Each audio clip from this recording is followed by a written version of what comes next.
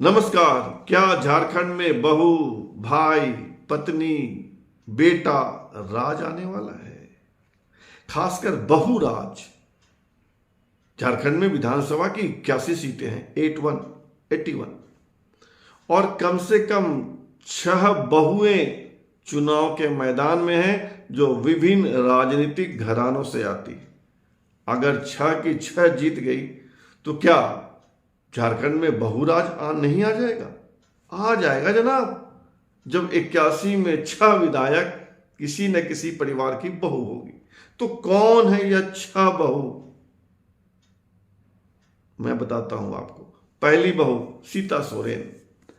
शिबू सोरेन, झारखंड आंदोलनकारी शिबू सोरेन, जिन्होंने पार्टी बनाई थी झारखंड मुक्ति मोर्चा। उनके 3 बेटे, दुर्गा सोरेन, हेमंत सोरेन, बसंत सोरेन। तो पहला बेटा, बड़ा बेटा स्वर्गीय दुर्गा सोरेन की धर्मपत्नी है सीता सोरेन। और सीता सोरेन बीजेपी कैंडिडेट के रूप में जामताड़ा से चुनाव लड़ रही हैं। जामताड़ा संथाल परगना एरिया में है और उनका मुकाबला है कांग्रेस के इरफान अंसारी से, जो अभी की हेमंत सोरेन की सरकार में मंत्री हैं। तो बहू नंबर 1 सीता सोरेन। बहू नंबर 2, यह भी शिबू सोरेन की बहू हैं। उनके दूसरे बेटे और आज के मुख्यमंत्री हेमंत सोरेन की धर्मपत्नी कल्पना सोरेन, जो चुनाव लड़ रही है उत्तरी छोटा नागपुर में आने वाले गांडेय सीट से। और उनका मुकाबला है बीजेपी की मुनिया देवी से। बहू नंबर 3,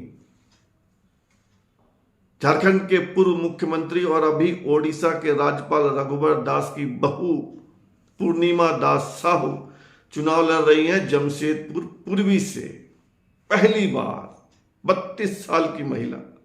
और उनका मुकाबला है कांग्रेस के स्टेट प्रेसिडेंट रहे, यानी x state president Congress Jharkhand, doctor Ajay Kumar. Ajay Kumar x member of parliament भी है। उनके साथ मुकाबला है पूर्णिमा दास साहू का। बहू नंबर 4 कौन है भाई? बहू नंबर 4 हैं सविता महतो। सविता महतो कौन है? सविता महतो एक झारखंड आंदोलनकारी थे। झारखंड मुक्ति मोर्चा के कुछ दिनों तक अध्यक्ष भी थे। उनका नाम था निर्मल महतो। झारखंड में जाना पहचाना नाम है। उनकी हत्या हो गई थी। निर्मल महतो के छोटे भाई थे सुधीर महतो। सुधीर महतो की धर्मपत्नी है सविता महतो। तो छोटे भाई की पत्नी भी तो बहू ही हुई। तो सविता महतो चुनाव लड़ रही हैं कोल्हान इलाके के ईचागढ़ सीट से। और यहां पर उनका मुकाबला है आजसू के कैंडिडेट हरेनाथ महतो और निर्दलीय कैंडिडेट अरविंद सिंह उर्फ मलखान सिंह से। बहू नंबर 6 दीपिका पांडे सिंह। दीपिका पांडे सिंह चुनाव लड़ रही है महागामा से। यह महागामा आता है संथाल परगना एरिया में। और दीपिका पांडे सिंह आज की हेमंत सोरेन की सरकार में मंत्री हैं।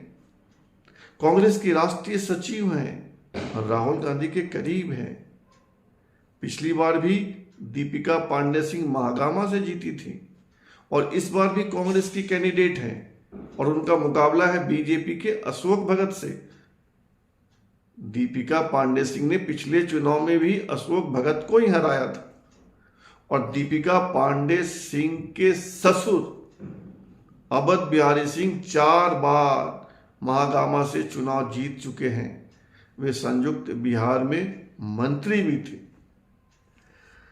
बहू नंबर 7 रश्मि प्रकाश।